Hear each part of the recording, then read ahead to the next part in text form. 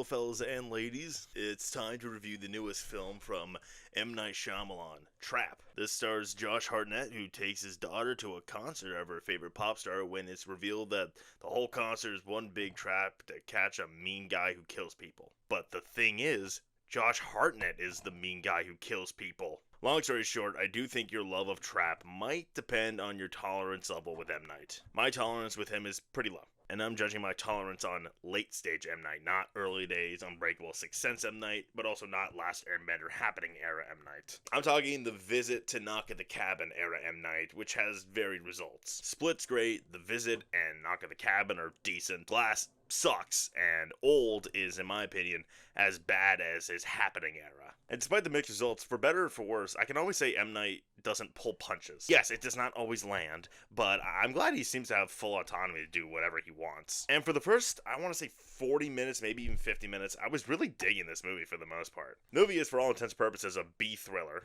It's a cat and mouse thriller where we're watching this guy in a seemingly impossible to escape scenario, having no choice but to use his wit to get him out of there. And when the film is actually in the arena, it's at its best. Watching Hartnett's character having to almost put puzzle pieces together, solve one problem after the next, see him get inside the system almost. This part was a lot of fun. It was very successfully intense. Yes, a lot of M. Night's typical shortcomings are present. The movie features plenty of plot convenience that are designed by M. Night to get him to the, where he wants to go next. These movies are very eye-roll inducing. Also, that classic M. Night dialogue is back. Very awkward, very unnatural dialogue throughout the whole movie. An example, just to know what I'm talking about, is one moment Hartnett's character goes, "Hey, you work with the pop star, right?" And then the guy goes, "Yeah, I'm her uncle. I'm her mom's brother." Thanks, M. Night. Now I know what an uncle is. Josh Hartnett gives my favorite performance I've seen from him. Dad moments are believable. The psychopath moments are genuinely creepy. I do look at this dude and I see a broken guy that's so good at putting on a facade that everyone around him has bought into it. That said, the performances are all pretty bad around him. M. Night has truly never been great at directing actors, and this,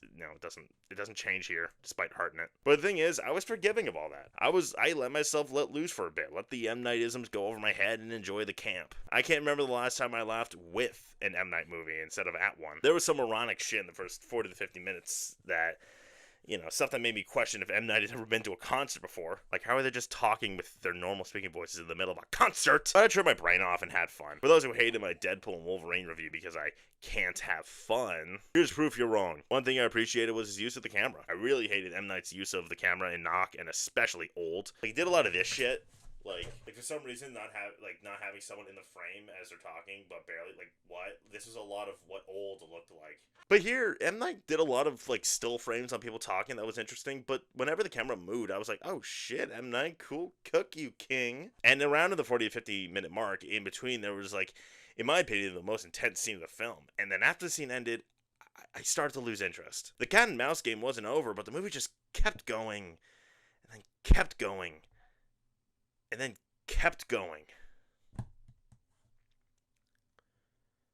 And then kept going. And I started to become less forgiving of the M. Night-isms. Remember when I said the acting outside of Hartnett aren't very good? It really stood out to me in the second half how bad the performances are. I can name names if I want to, but I won't. Every time I went, oh, that was an interesting place to end. Surprise, here's another 30 minutes. The movie does kind of shift tone and make us kind of question why we were ever rooting for this guy, who we know is a serial killer, which is definitely a fascinating thing to do. But then we have a similar hide-and-seek game, but now we're rooting against him, and that's just less fun. At one point, the movie made it seem like it did something interesting where the perspective shifted as we started rooting against him and we get a new main character. But then out of nowhere, that character's gone. Had a forced arc and then it's over. A lot of the emotional stakes the movie seemed to have been setting up felt abandoned in the second. I thought it was setting up a father-daughter thing, but the daughter's just missing in the second half. There's a thing they keep coming back to involving a classmate of the daughter that they keep going back to in the first half. But then in the second half, it's never spoken of again. It really did feel like M. Night had a rock-solid idea for a 45-minute movie, but couldn't possibly make that concept feature length, so we just kind of shoved some other shit in there. The movie is mostly popcorn entertainment, which is not an insult at all, but it's, it attempts to try and combat the origins of how someone can become the way that, this way is pretty poor. Also, yes, there is an M. Night twist in it, and I didn't like it. It's not, pretty big, and if anything, it's kind of just, a rug pull. But, it's so poorly set up, very poorly executed. It doesn't satisfy anything. It just feels like a cheap last-minute play to get a reaction. So it's an M. Night twist. People are gonna love Trap. I like Trap. I liked it. but I also think we should not just brush the criticisms under the bed. I do respect M. Night for taking swings even after going through one of possibly the worst runs for a director in history. But if the swings aren't good, you should be allowed to criticize them. I don't know. That all said, while Trap does feature dialogue that sounds like aliens guessing what humans sound like, and convenient plot points so annoying you can hear my eyes roll, I had a lot of fun with Trap, especially in the first half. Love Josh Hartnett, genuinely felt terror and like tense in many moments. Loses a lot of the goodwill in the back half, but I enjoy the hell out of the first. I'm giving Trap 6 M. Nights out of 10. Alright, that's the review of Trap. I guess, I don't know, go out and have fun. It's honestly a movie I wouldn't mind seeing a second time. In fact, I might see it a second time just to like see how I feel, or maybe a friend or wants to see it. Yeah, it's fine. It's good. It's good. Go out and see it. Make your own fucking opinion. I don't give a shit. Fuck you guys. Ugh, you suck. Like, subscribe and share, or maybe don't. Fuck off.